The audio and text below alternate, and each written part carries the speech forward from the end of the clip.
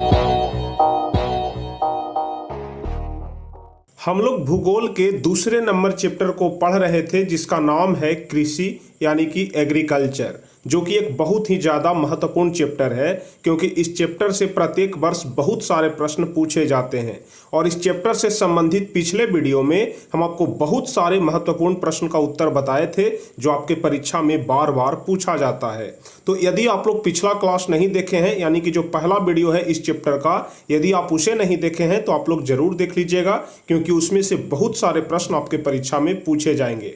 और आपको यदि याद होगा तो पिछले वीडियो में हम आपको धान के भौगोलिक दशा और चाय के भौगोलिक दशा के बारे में बता दिए थे और हम आपको बोले थे कि अगले वीडियो में हम आपको गेहूं के भौगोलिक दशा और दाल के भौगोलिक दशा के बारे में बताएंगे, क्योंकि यह कुल मिलाकर के जो 4 भौगोलिक दशा होता है यह आपके परीक्षा के लिए बहुत ही ज़्यादा महत्वपूर्ण होता है।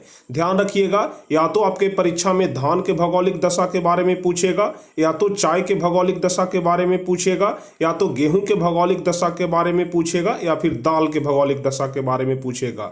लेकिन यह 4 में से एक जरूर पूछेगा। तो यदि आप लोग पिछला क्लास नहीं देखे हैं तो जरूर देख लीजिएगा। पिछले क्लास में हम धान और चाय के बारे में बता दिए थे और अभी हम आपको बताएंगे गेहूं के उत्पादन के भौगोलिक दशा के बारे में, जो कि बहुत ही ज्यादा महत्वपूर्ण प्रश्न है। तो बस आप लोग वीडियो को शुरू से लेकर के अंत तक देखिएगा और पूरे ध्यान से देखिएगा, कंसंट्रेट होकर के देखिएगा ताकि एक एक प्रश्न का उत्तर आपको अच्छे तरीके से याद हो जाए। तो चलिए बिना समय गवाए हम लोग शुरू करते हैं। लेकिन उसके पहले यदि आप लोग चैनल पर नए हैं तो चैनल को जरूर सब्सक्राइब कर लीजिएगा ताकि आगे के भी हर एक वीडियो का नोटिफिकेशन आपको मिल सके। तो चलिए हम लोग शुरू करते हैं कि गेहूं के उत्पादन के प्रमुख भौगोलिक दशा कौन कौन सा है। तो सबसे पहले हम आपको गेहूं के बारे में कुछ बता देते हैं कि गेहूं का बुआई कब होता है, गेहूं का कटाई कब होता है, गेहूं के उत्पादन में कौन सा देश सबसे आगे है और हमारे देश में कौन सा राज्य सबसे आगे है। तो आप लोग ध्यान रखिएगा कि गेहूं भारत का दूसरा प्रमुख खाद्यान्न फसल है। हम आपको बताए थे कि भारत में पहला प्रमुख खाद्यान्न फसल चावल है और दूसरे स्थान पर गेहूं आता है। तो हम लोग सबसे पहले लिखेंगे कि गेहूं भारत का दूसरा प्रमुख खाद्यान्न फसल है जो रबी फसल का उत्पादन है। ध्यान रखिएगा, चावल को हम लोग खरीफ फसल बोलते थे लेकिन गेहूं यहां पर रबी फसल हो जाएगा। इसकी बुआई अक्टूबर नवंबर महीने में की जाती है जबकि कटाई मार्च अप्रैल महीने में कर दी जाती है। यानी कि जो गेहूं होता है उसकी बुआई कब होती है, अक्टूबर नवंबर के महीने में, और कटाई कब होता है तो आप लोग जानते होंगे कि गर्मी के दिन में कटाई होता है, यानी कि मार्च अप्रैल महीने में इसकी कटाई कर दी जाती है। और गेहूं के उत्पादन में अग्रणी देश कौन सा है, चीन है। हम आपको बताए थे कि चावल के उत्पादन में भी अग्रणी देश चीन है और गेहूं के भी उत्पादन में अग्रणी देश चीन है तथा दूसरे स्थान पर भारत आता है।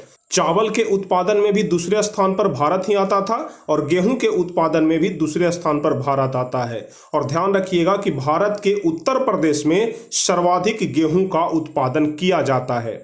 चावल के बारे में हम आपको बताए थे कि सबसे ज्यादा चावल पश्चिम बंगाल में होता है, लेकिन गेहूं के बारे में आप लोग ध्यान रखिएगा कि सबसे ज्यादा गेहूं कहां होता है तो उत्तर प्रदेश में होता है, जबकि प्रति हेक्टेयर के हिसाब से पंजाब राज्य सबसे आगे है। यानी कि अगर ओवरऑल बात किया जाए तो उत्तर प्रदेश में चावल ज्यादा होता है, लेकिन यदि प्रति हेक्टेयर के हिसाब से बात किया जाए तो पंजाब में सबसे ज्यादा गेहूं होता है। ठीक है, आप लोग ध्यान रखिएगा। तो उम्मीद करते हैं कि गेहूं के बारे में आप लोग इतना तो जरूर समझ गए होंगे कि गेहूं भारत का दूसरा प्रमुख खाद्यान्न फसल है जो रबी फसल का उत्पादन है। इसकी बुआई अक्टूबर नवंबर महीने में जबकि कटाई मार्च अप्रैल में किया जाता है।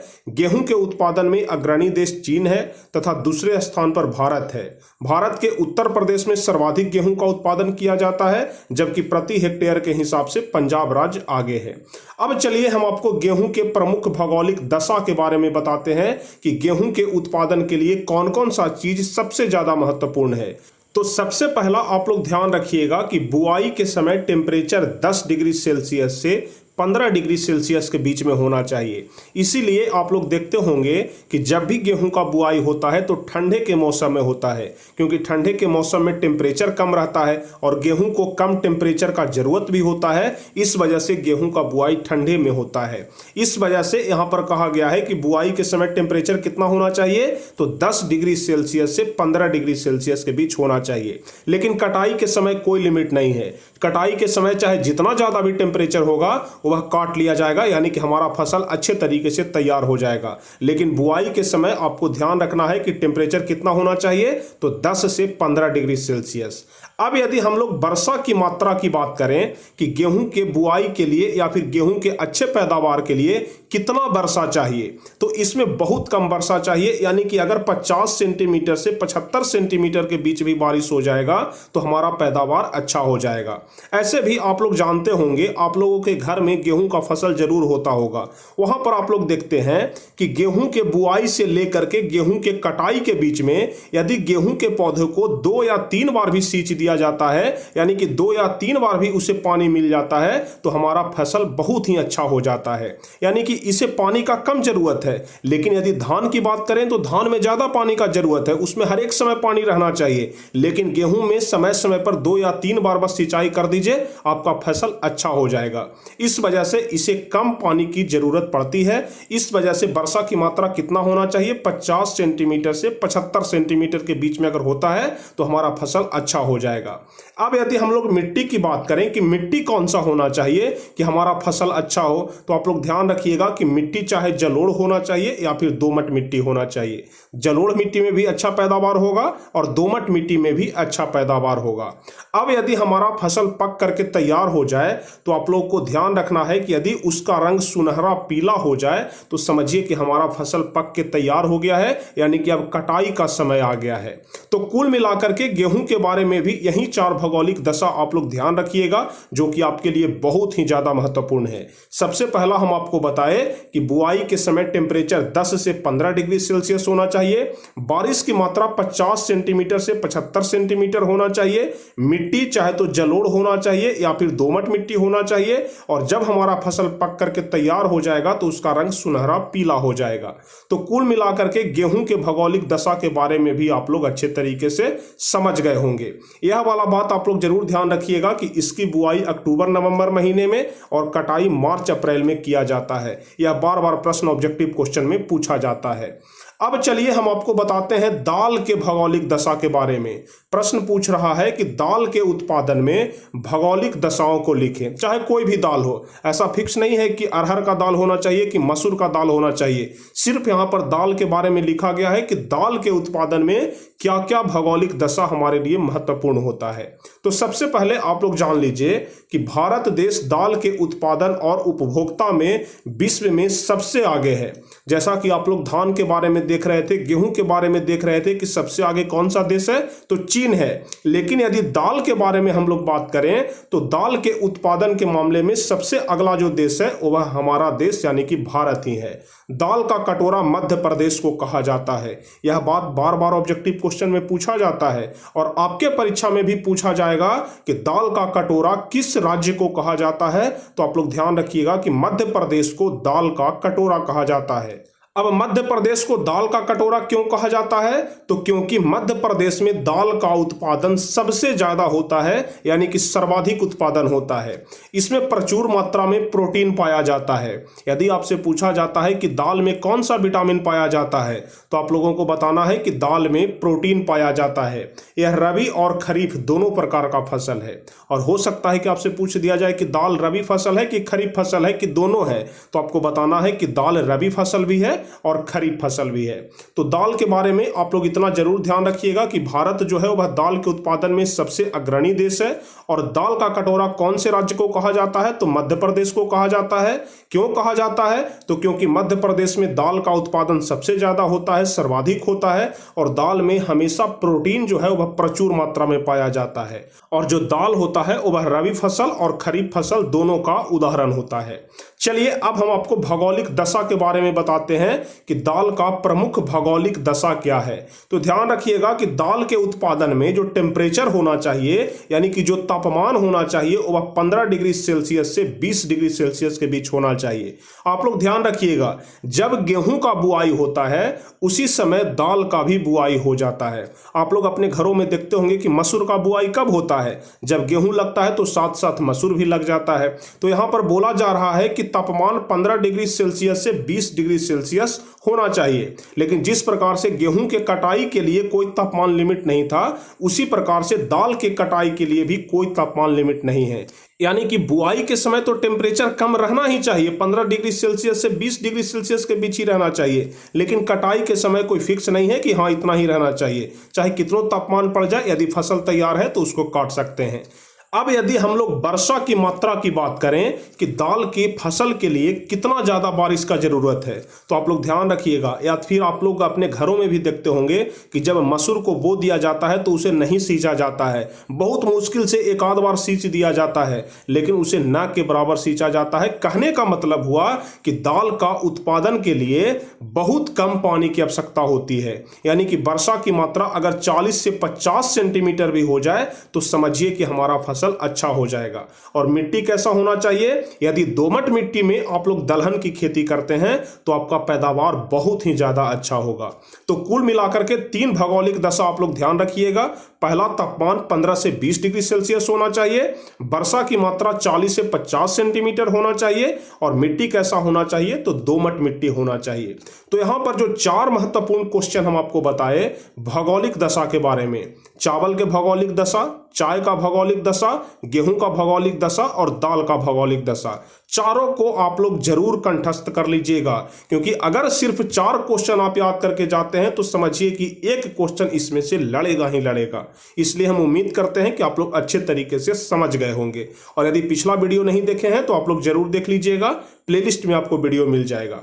अब चलिए हम लोग फसल के बारे में बात करते हैं कि फसल कितने प्रकार के होते हैं। तो आप लोग जानते होंगे कि फसल कितने प्रकार के होते हैं? 4 प्रकार के होते हैं। पहला खरीफ फसल, दूसरा जायद फसल, तीसरा नकदी फसल और चौथा होता है रबी फसल। तो चलिए हम लोग बारी बारी से फसल के बारे में जानते हैं कि खरीफ फसल क्या होता है, जायद फसल क्या होता है, नकदी फसल क्या होता है और रबी फसल क्या होता है। तो सबसे पहले जानेंगे कि खरीफ फसल क्या होता है, खरीफ फसल की बुआई कब होता है और खरीफ फसल के अंतर्गत कौन कौन से फसल आते हैं। तो ध्यान रखिएगा कि जिस फसल की बुआई जून जुलाई महीने में की जाती है तथा कटाई अक्टूबर नवंबर महीने में की जाती है, उसे हम लोग खरीफ फसल कहते हैं। यह वाला जो प्रश्न होता है कि फसल कितने प्रकार के होते हैं, कौन कौन से फसल होते हैं, यह अधिकांश बार लघु तरीये में यानी कि 2 नंबर वाले प्रश्न में पूछ दिया जाता है। तो आप लोग ध्यान रखिएगा कि जिस फसल की बुआई जून जुलाई महीने में की जाती है तथा कटाई अक्टूबर नवंबर महीने में की जाती है, उसे हम लोग खरीफ फसल कहते हैं। अब खरीफ फसल में कौन कौन से फसल आते हैं? तो सबसे पहला धान हो गया, सोयाबीन हो गया, ज्वार हो गया, बाजरा हो गया इत्यादि। यानी कि यह सभी जो फसल है यह खरीफ फसल का उदाहरण है। तो खरीफ फसल आप लोग समझ गए होंगे। अब चलिए हम लोग दूसरा फसल देखते हैं जिसका नाम है जायद फसल। तो ध्यान रखिएगा कि जिस फसल की बुआई मार्च महीने में की जाती है तथा कटाई जून में की जाती है, यानी कि मार्च महीने में यदि हम लोग बोएंगे तो वह जून में तैयार हो जाएगा। यानी कि सिर्फ 2 या 3 महीने में ही हमारा यह फसल पूरा अच्छे तरीके से तैयार हो जाता है।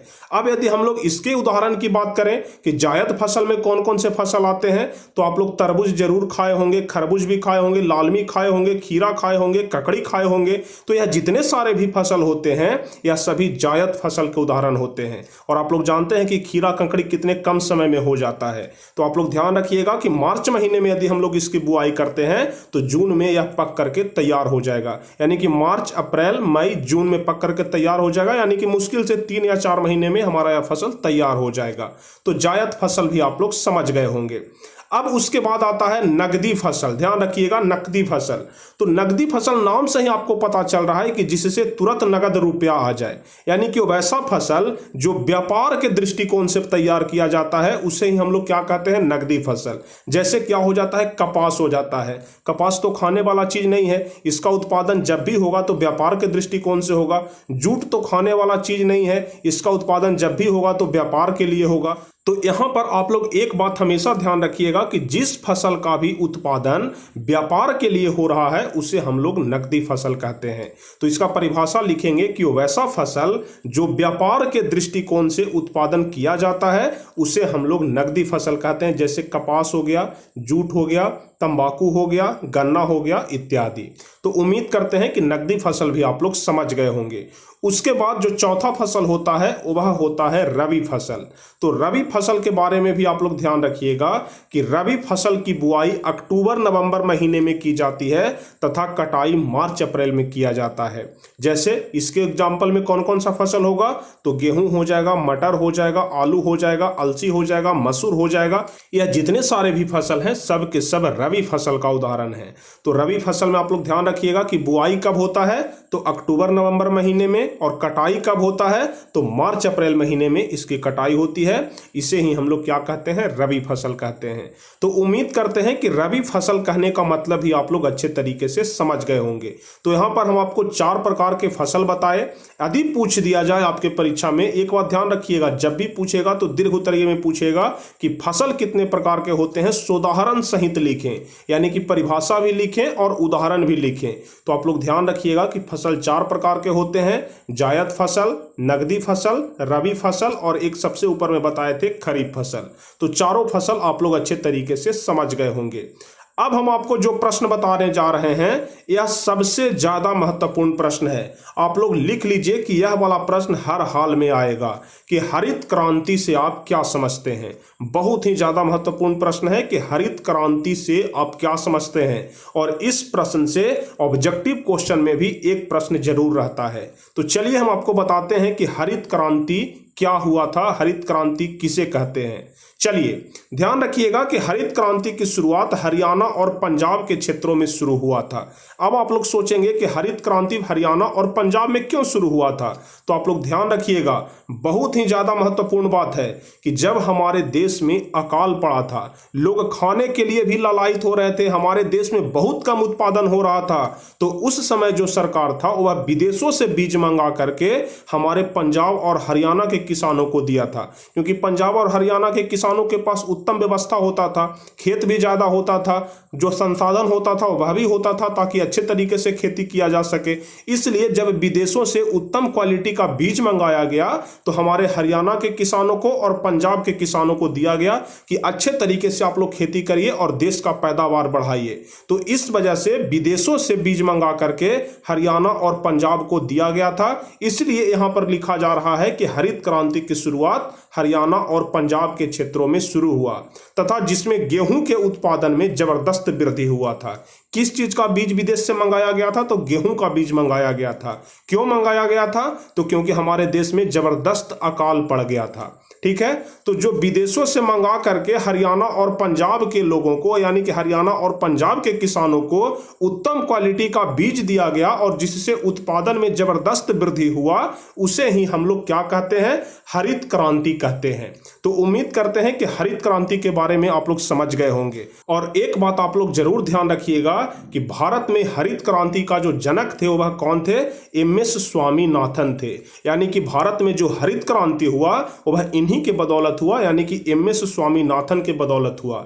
लेकिन यदि विश्व की बात करें कि विश्व में हरित क्रांति के जनक कौन है, तो डॉक्टर नॉर्मन बोरलॉग को कहा जाता है। ध्यान रखिएगा, डॉक्टर नॉर्मन बोरलॉग पूरे विश्व में है, और यदि भारत में बात करें तो एम.एस. स्वामीनाथन है। तो यहां से 2 ऑब्जेक्टिव क्वेश्चन बनेगा कि भारत में हरित क्रांति के जनक कौन है, तो एम.एस. स्वामीनाथन, और विश्व में हरित क्रांति के जनक कौन है, तो डॉक्टर नॉर्मन बोरलॉग। आप लोग ध्यान रखिएगा। चलिए अब इससे क्या फायदा हुआ इसके बारे में बताते हैं कि हरित क्रांति जब हमारे देश में आया तो इससे क्या फायदा हुआ। ठीक है, और इसमें जो वृद्धि हुआ हरित क्रांति के फलस्वरूप जो हमारे उत्पादन में वृद्धि हुआ, इसका प्रमुख कारण क्या था। कुछ न कुछ तो कारण रहा होगा, और उसी कारण के बदौलत हमारे देश में एकाएक उत्पादन में वृद्धि हुआ। तो चलिए हम लोग उसी कारण के बारे में समझते हैं। तो सबसे पहला कारण था उत्तम उर्वरक, यानी कि जो किसानों को जो उर्वरक दिया गया, जो खाद दिया गया, वह बहुत ही उत्तम क्वालिटी का था। उत्तम सिंचाई का व्यवस्था किया गया और किसानों को उत्तम बीज दिया गया। आधुनिक तकनीक का उपयोग लोग किए, उसके अलावा बिजली की व्यवस्था की गई। यानी कि यही 5 प्रमुख कारण की वजह से हमारे देश में हरित क्रांति हुआ, यानी कि उत्पादन में एकाएक वृद्धि हुआ। किस चीज के उत्पादन में, तो गेहूं के उत्पादन में। आप लोग ध्यान रखिएगा, हरित क्रांति के अंतर्गत गेहूं का ही उत्पादन हुआ था, यह चीज भी आप लोग ध्यान रखिएगा। तो यदि आपसे पूछ दिया जाए कि ऊपर उपज में वृद्धि का प्रमुख कारण क्या था हरित क्रांति के फलस्वरूप? तो आपको बताना है कि सबसे पहला कि उत्तम उर्वरक था, उत्तम सिंचाई हुआ, उत्तम बीज हुआ, आधुनिक तकनीक का प्रयोग हुआ और बिजली का उत्तम व्यवस्था हुआ। और इन्हीं सभी चीजों के वजह से हमारे देश में हरित क्रांति हुआ। तो यह बात आप लोग जरूर ध्यान रखिएगा। और एक चीज और ध्यान रखिएगा कि कहां पर शुरू हुआ था हरित क्रांति? तो पंजाब और हरियाणा में। यह बात भी आप लोग ध्यान रखिएगा। तो उम्मीद करते हैं कि हरित क्रांति कहने का मतलब आप लोग समझ गए होंगे। अब चलिए हम लोग समझते हैं कि भारतीय कृषि के निम्न उत्पादकता के कारण को लिखें। यानी कि जो भारत में कृषि होता है तो जो लोग इतने ज़्यादा मेहनत करके बहुत कम फसल का उत्पादन करते हैं, बहुत कम अनाज का उत्पादन करते हैं, बहुत निम्न उत्पादन होता है, इसका क्या कारण है, इसी के बारे में लिखने के लिए बोल रहा है। जैसे आप लोग अपने घरों में देखते होंगे, मेहनत बहुत ज़्यादा होता है लेकिन फसल बहुत कम उपजता है। तो यही पूछ रहा है कि भारतीय कृषि में निम्न उत्पादन का क्या कारण है। आखिर क्या ऐसा कारण है कि जिससे हमारे देश में बहुत कम उत्पादन होता है? तो उसी कारण को लिखना है। तो चलिए हम लोग समझते हैं इस चीज को। कह रहा है कि भारतीय कृषि के निम्न उत्पादकता का प्रमुख कारण निम्नलिखित है, जिसमें पहला है जनसंख्या में वृद्धि। आप लोग जानते होंगे कि जनसंख्या में बहुत ज्यादा वृद्धि हो रहा है। तो इससे क्या हो रहा है कि फसल का उत्पादन तो हो रहा है, लेकिन फसल का उत्पादन सीमित मात्रा में हो रहा है, लेकिन जनसंख्या तेजी से बढ़ रहा है तो लोगों को कम अनाज मिल रहा है। तो सबसे पहला कारण है जनसंख्या में वृद्धि। दूसरा कारण है भूमि का विखंडन, यानी कि जो हमारा भूमि है वह छोटे छोटे टुकड़ों में बंटते जा रहा है। जैसे मान लिया जाए कि आपके पास 1 बीघे का एक प्लॉट है, जैसे 20 कट्ठा का एक जमीन है। अगर आप लोग 3 भाई हैं या फिर अगर आप लोग 2 भाई हैं तो इसको 2 भाग में बांट दिया जाएगा, यानी कि 10-10 कट्ठा का कर दिया गया। तो यही चीज को कह रहा है कि हमारे देश में बहुत तेजी से भूमि का विखंडन हो रहा है। उत्तम बीज का अभाव है, उत्तम सिंचाई का अभाव है, उत्तम उर्वरक का अभाव है, मानसून का धोखा है। सबसे बड़ा कारण तो इसी को माना जाता है कि हमारे देश में जो मानसून आता है वह समय से नहीं आता है। इस वजह से यहाँ का उत्पादन क्षमता बहुत कम हो जाता है। ठीक है, तो सबसे बड़ा कारण क्या हो गया? मानसून का धोखा। उसके बाद पूंजी का अभाव। जो भारतीय किसान है वह गरीब होते हैं, उनके पास पूंजी का अभाव होता है, इस वजह से वह कम पूंजी लगाते हैं, और जब कम पूंजी लगाते हैं तो उनका उत्पादन भी कम होता है। तो यही प्रमुख कारण है। कुल मिलाकर के 7 कारण हम आपको बताए जो कि हमारे देश में उत्पादन क्षमता को कम कर रहा है। तो उम्मीद करते हैं कि यह वाला प्रश्न आप लोग जरूर समझ गए होंगे कि भारतीय कृषि के निम्न उत्पादकता के क्या कारण है। तो आप लोग ध्यान रखिएगा कि यही कारण है जनसंख्या में वृद्धि, भूमि का विखंडन, उत्तम बीज की कमी, उत्तम सिंचाई की कमी, उत्तम उर्वरक, मानसून का धोखा देना और पूंजी का अभाव। तो यह वाला प्रश्न आप लोग समझ गए होंगे। अब चलिए हम आपको अगला नंबर प्रश्न बताते हैं कि व्यापारिक कृषि और निर्वाहक कृषि में क्या अंतर है। बहुत ही ज्यादा महत्वपूर्ण प्रश्न है, आप लोग ध्यान रखिएगा। कह रहा है कि व्यापारिक कृषि और निर्वाहक कृषि। तो नाम से ही आपको पता चल रहा है कि व्यापारिक कृषि मतलब कि वैसा कृषि जिससे व्यापार हो सके, और निर्वाहक कृषि मतलब वैसा कृषि जिससे हमारा जीवन निर्वाह हो सके। तो दोनों कृषि में अंतर लिखना है। तो चलिए हम आपको अंतर समझाते हैं। ऐसे तो नाम के आधार पर हम आपको अंतर समझा दिए। कह रहा है कि वैसा कृषि जिसका उत्पादन व्यापार के दृष्टिकोण से किया जाता है उसे हम लोग व्यापारिक कृषि कहते हैं। जैसे हम चाय का उत्पादन कर रहे हैं, कॉफी का उत्पादन कर रहे हैं, रबर का उत्पादन कर रहे हैं, जूट का उत्पादन कर रहे हैं, तो यह जितने सारे भी फसल का उत्पादन हम कर रहे हैं यह व्यापार के दृष्टिकोण से कर रहे हैं। क्योंकि जितना हम फसल का उत्पादन कर रहे हैं, रबर का उत्पादन ज्यादा कर रहे हैं, तो उससे सिर्फ हमारा काम नहीं होगा, उसको हम बेचेंगे, यानी कि व्यापार करेंगे। यानी कि वैसा फसल जिसका उत्पादन व्यापार के दृष्टिकोण से किया जा रहा है उसे हम लोग व्यापारिक फसल कहते हैं। लेकिन निर्वाहक फसल में लिखेंगे, निर्वाहक कृषि में लिखेंगे कि वैसा कृषि जो जीवन निर्वाह के लिए किया जाता है जिसे हम लोग निर्वाहक कृषि कहते हैं। जैसे जो छोटे तौर पर किसान होते हैं जिनके पास 1 बीघा 2 बीघा खेत होता है, वह सिर्फ अपने परिवार का पेट पालने के लिए सिर्फ खेती करते हैं, न कि उनके पास इतना ज्यादा फसल होगा कि वह उसे बेच सकें। वह सिर्फ अपना जीवन निर्वाह करने के लिए ही खेती करते हैं। तो जो सिर्फ अपना जीवन निर्वाह करने के लिए खेती कर रहे हैं उसे हम लोग निर्वाहक कृषि कहते हैं। तो उम्मीद करते हैं कि व्यापारिक कृषि और निर्वाहक कृषि का अर्थ आप लोग समझ गए होंगे। अब उदाहरण आप लोग ध्यान रखिएगा कि व्यापारिक कृषि का उदाहरण क्या हो जाएगा? चाय हो जाएगा, कॉफ़ी हो जाएगा, रबर हो जाएगा।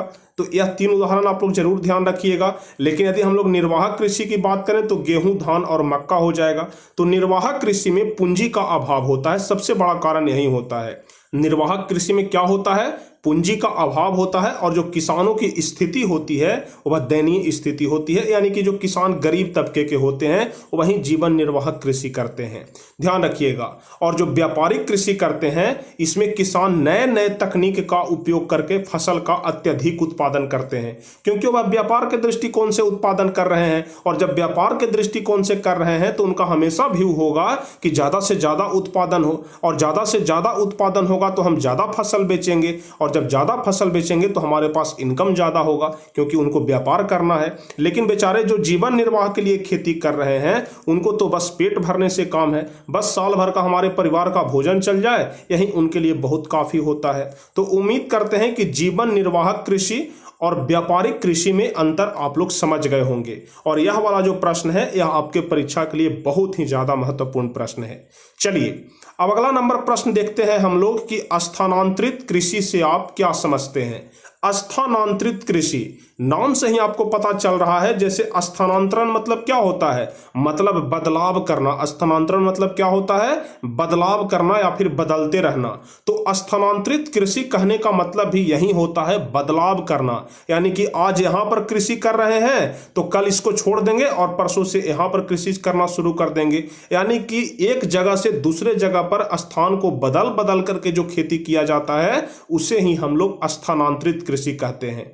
तो चलिए हम लोग समझते हैं कि स्थानांतरित कृषि क्या होता है। तो ध्यान रखिएगा, स्थानांतरित कृषि का दूसरा नाम जो होता है वह झूम कृषि या फिर काटो या फिर जलाओ कृषि भी होता है। सबसे ज्यादा फेमस नाम है वह झूम कृषि है, ध्यान रखिएगा, ठीक है। स्थानांतरित कृषि का दूसरा नाम झूम कृषि, आप लोग ध्यान रखिएगा, जिसमें पेड़ पौधा और झाड़ी को काट करके आग लगा दिया जाता है और उस स्थान पर जो खेती किया जाता है उसे स्थानांतरित कृषि कहते हैं। यह भारत के पूर्वोत्तर राज्य जैसे असम, मेघालय, नागालैंड में किया जाता है। अब आप लोग ध्यान से समझिए, हम आपको यहाँ पर एग्जाम्पल के माध्यम से समझाते हैं कि स्थानांतरित कृषि क्या होता है।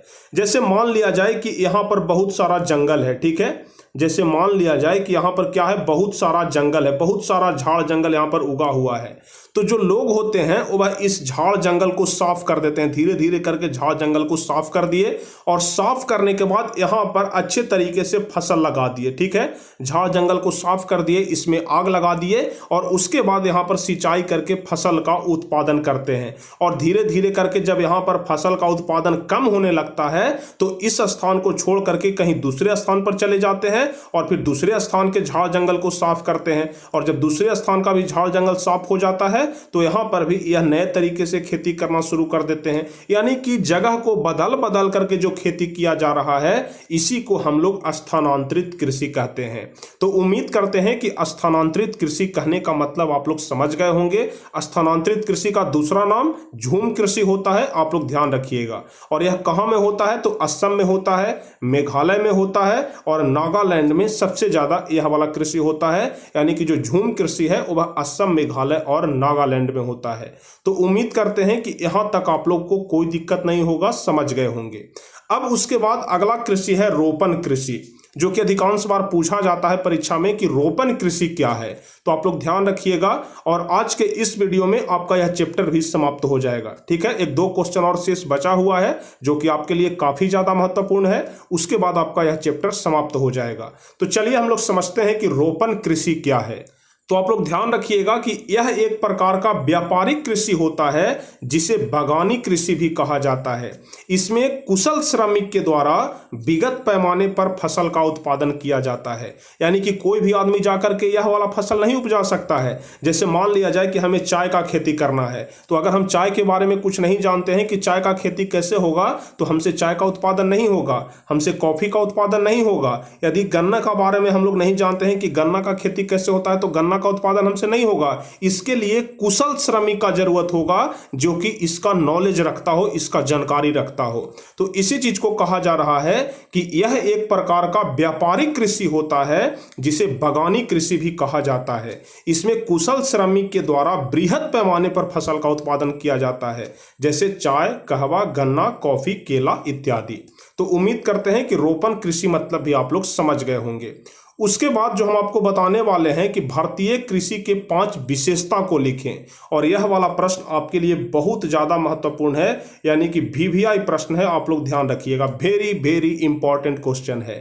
तो चलिए हम आपको बताते हैं कि भारतीय कृषि के 5 विशेषता कौन कौन सा है, और शायद यह आपका सबसे आखिरी प्रश्न है। तो चलिए सबसे अंतिम प्रश्न को हम लोग सबसे अच्छे तरीके से समझते हैं।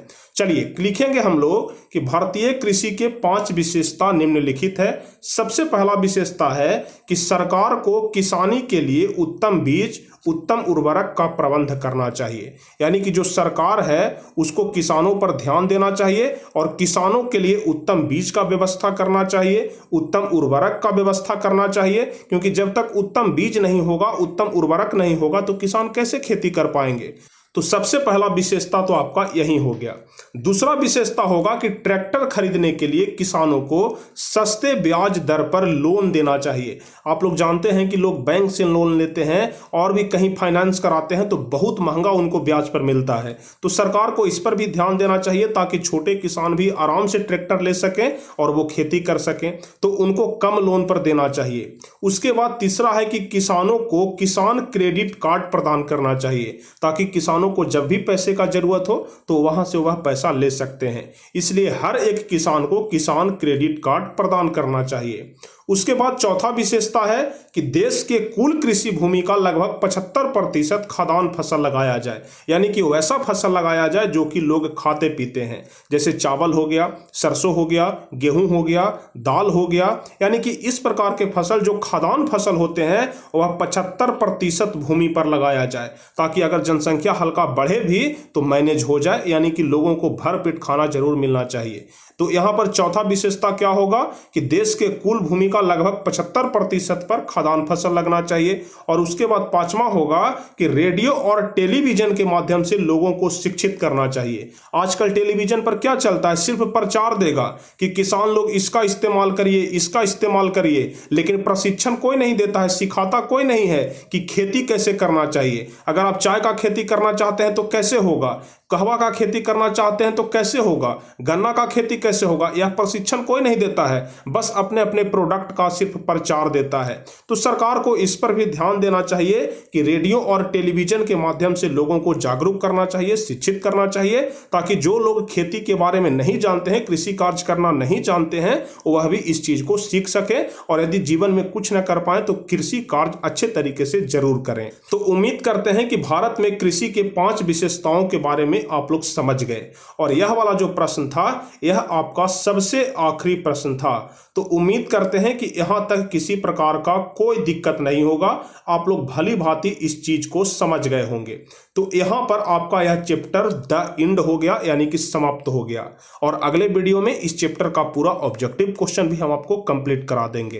तो उम्मीद करते हैं कि इस चैप्टर में जितने सारे भी प्रश्न हम आपको बताएं, एक एक प्रश्न का उत्तर आप लोग भली भांति समझ गए होंगे। और यह 100% दावे के साथ हम आपको कहते हैं कि जितना क्वेश्चन हम आपको बता दिए, यदि इतना प्रश्न आप लोग अच्छे तरीके से याद कर लेते हैं तो इससे बाहर का एक भी प्रश्न नहीं पूछा जाएगा। ध्यान से सुन लीजिए, हम बोल रहे हैं कि एक भी प्रश्न इसके बाहर से नहीं पूछा जाएगा। तो बस आप लोग इतना याद करके जाइए और 100% क्वेश्चन का आंसर दे करके आइए। तो चलिए, उम्मीद करते हैं कि आज का यह वीडियो आपको काफी ज्यादा अच्छा लगा होगा, अच्छे तरीके से आप लोग एक एक प्रश्न को सीख गए होंगे। तो यदि आपको वीडियो अच्छा लगा हो तो वीडियो को जल्दी से लाइक कर दीजिए, क्योंकि आप लोग लाइक नहीं करते हैं और आपका सबसे बड़ा कमी यही है। यदि आप हमसे डेली क्लास कर रहे हैं तो कम से कम आप लोग अपना अटेंडेंस तो बना दीजिए कि हाँ सर हम आज क्लास में प्रेजेंट थे। तो आप लोग वीडियो को लाइक जरूर करिएगा, इससे हमें मोटिवेशन भी मिलता है। आपका एक लाइक ही हमें आगे आपके लिए वीडियो बनाने के लिए प्रेरित करता है। तो आप लाइक करना बिल्कुल ना भूलें, लाइक जरूर करिएगा, अपने दोस्तों के बीच शेयर भी करिएगा, और जो भी स्टूडेंट चैनल पर नए हैं तो चैनल को जरूर सब्सक्राइब कर लीजिएगा ताकि आगे के हर एक वीडियो का नोटिफिकेशन आपको मिल सके। जैसे ही क्लास स्टार्ट हो हो आपके पास तुरंत नोटिफिकेशन चला जाए कि हाँ भाई क्लास स्टार्ट हो गया है। तो आप लोग चैनल को सब्सक्राइब करके बेल आइकन ऑन जरूर कर लीजिएगा। तो चलिए फिर मिलते हैं अगले क्लास में, तब तक के लिए जय हिंद, धन्यवाद।